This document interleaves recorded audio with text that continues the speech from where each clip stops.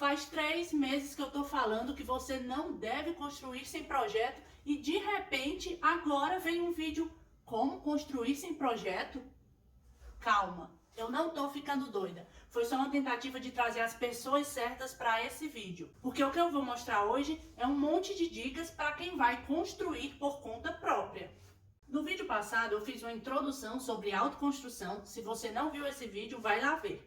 E falei que eu tinha umas dicas para dar para quem me dissesse: Thaís, não tem jeito, eu não tenho dinheiro, eu vou construir por conta própria, sem projeto, sem nada, já chamei o pedreiro. Primeiro, quero deixar claro que isso não é um vídeo de incentivo para você construir sem orientação técnica. Aliás, você vai ver que nas minhas dicas eu vou continuar te orientando a ter um projeto técnico.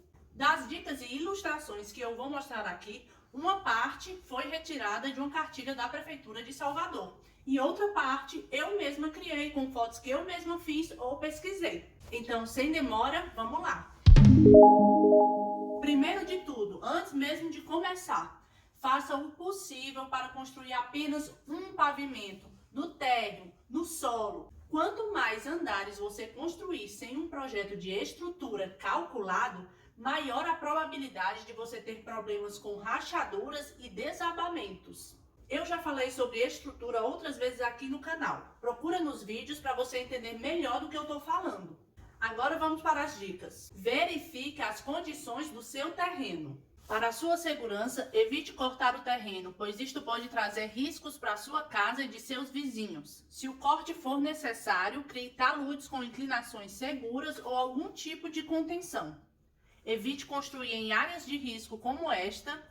Não esqueça de compactar bem o terreno antes de construir. Fundação e estrutura. Cada casa e terreno exigem um tipo de fundação.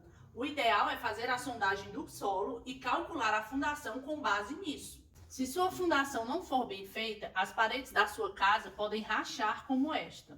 Em última hipótese, se você de fato não tiver como contratar uma sondagem e o projeto de estrutura, verifique com os vizinhos próximos que tipo de fundação eles usaram em suas casas. Veja se eles tiveram algum problema depois, se a casa está bem, se não apareceu nenhuma rachadura, se não houve algum deslizamento. Mas saiba que esta não é a opção adequada e não garante que você não terá problemas no futuro. É apenas uma alternativa para você obter informações sobre o solo da região e estimar que tipo de fundação dá certo no seu terreno. Não passe as tubulações por dentro das vigas baldrame. Sim, eu sei que você já viu isso ser feito muitas vezes, mas isso está errado.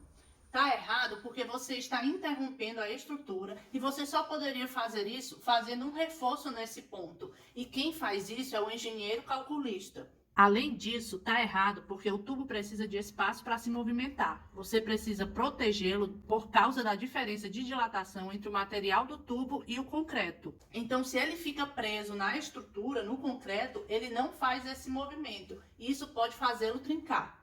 O jeito correto de passar o tubo pela estrutura é consultando o engenheiro calculista e usando um tubo de diâmetro maior para fazer o furo onde ele vai passar. Assim, ele pode se movimentar. Então, se você não tem um engenheiro calculista, considere fazer uma base de tijolo em cima da baldrame e abaixo do seu nível de piso, para que você possa passar toda a tubulação sem impactar a estrutura. Assim, ó, baldrame, tijolo, piso. Isso aqui é a alvenaria de embasamento. É por aí que você vai passar a tubulação. Essa tubulação que passa por baixo do piso também deve sempre ser colocada com um colchão de areia por baixo e por cima, para que ela possa se movimentar e não trincar. Nunca concretar imediatamente sobre o tubo nem jogar entulho, pois isso pode fazer a tubulação trincar. A armadura da estrutura deverá ser protegida com uma camada de pelo menos 2,5 cm de concreto para a segurança da estrutura. Isso vale para vigas, pilares, laje, tudo que for feito de concreto armado. O cobrimento do concreto tem a função de proteger a ferragem das variações do ambiente, evitando que ela fique exposta e sofra corrosão. A corrosão do aço é muito perigosa para a estrutura, que pode vir a desabar se não for bem tratada a tempo. Alvenaria e revestimentos. Se você vai encostar as paredes da sua casa no muro do vizinho, não abra janelas na lateral. Para abrir janelas na lateral, deixe pelo menos 1,5 metro de afastamento da parede do vizinho. Mesmo que hoje o terreno do vizinho esteja vazio, respeite essa regra. Você não vai querer que daqui a um tempo, quando o vizinho for construir, feche a sua janela com o muro dele, não é mesmo? Na hora de construir as paredes, para que cada fiado de bloco fique alinhado na horizontal, use uma linha guia. E para evitar que as paredes fiquem inclinadas, use um fio de prumo para cada fiado de bloco que fizer. É muito comum se descuidar do revestimento do teto, mas ele é muito importante e deve ser feito com cuidado para evitar infiltração, umidade e queda de reboco, o que pode machucar alguém. Além disso, lembre-se do que eu falei sobre a armadura exposta. Não pode ficar assim, deve ser coberta com concreto. Instalações elétricas e hidrossanitárias. É importante que as instalações hidrossanitárias, ou seja, de água e esgoto, estejam protegidas pelo piso e pelas paredes. Não devem ficar assim expostas, sujeitas a danos. Todos os tubos devem ser muito bem planejados em uma casa. Caso contrário, as instalações podem apresentar problemas. Evite deixar escoar o esgoto a céu aberto. Pode provocar muitos problemas de saúde. Uma ligação sanitária inadequada, que joga água ou esgoto no barranco, por exemplo, produz situações de risco como essa, pois a água despejada vai fazendo a terra encharcar, se movimentar e, quem sabe, desmoronar. As instalações elétricas também devem estar protegidas por conduítes dentro das paredes, lajes ou forro. Não deixe cabos elétricos soltos sem qualquer proteção. Os fios para ficarem expostos têm que ser do tipo PP, que tem dupla isolação. Caso contrário, proteja-os com os conduítes apropriados. E sempre lembrando, executar essas instalações sem um projeto técnico pode causar acidentes como curtos-circuitos e incêndios.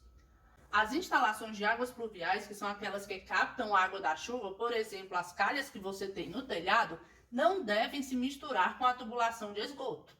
Não conecte essas tubulações, não jogue a água da chuva para dentro das tubulações de esgoto, pois o sistema de esgoto não está preparado para receber o volume de água da chuva. O esgoto deve ser despejado no sistema de esgoto que passa na rua ou na fossa séptica, caso não tenha um sistema público.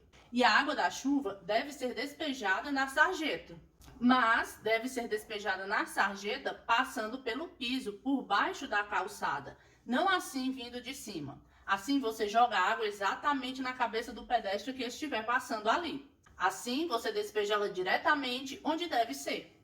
E por fim, não despeje o esgoto no rio. Escadas. Eu falei que não incentivo você a construir mais de um pavimento sem ter projeto estrutural. E eu continuo afirmando isso. Mas não posso deixar de dar aqui algumas orientações sobre a construção de escadas, porque esse é o erro que eu mais vejo quando as pessoas constroem por conta própria. As dimensões das escadas. Geralmente as pessoas fazem degraus altos demais e pisos muito estreitos. Isso deixa a escada difícil de subir e descer e mais propícia a causar acidentes.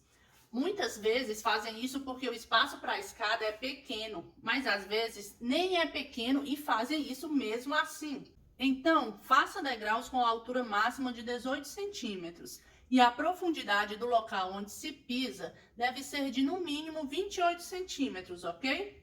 Se tiver uma parede na lateral de onde vai ficar a escada, na hora de construir, tente desenhá-la nessa parede lateral com as medidas que eu falei, para já conferir de que forma ela vai caber ali. Bom, pessoal, essas foram as dicas de hoje, espero que tenham gostado. Como eu disse, as ilustrações, algumas das dicas que eu coloquei aqui foram retiradas da cartilha da Prefeitura de Salvador. Essa cartilha está disponível na internet, eu vou deixar o link aqui embaixo. Se você gostou dessas informações, deixa aqui seu like, seu comentário e compartilha com aquele seu amigo ou seu vizinho que está construindo sem projeto e sem acompanhamento técnico.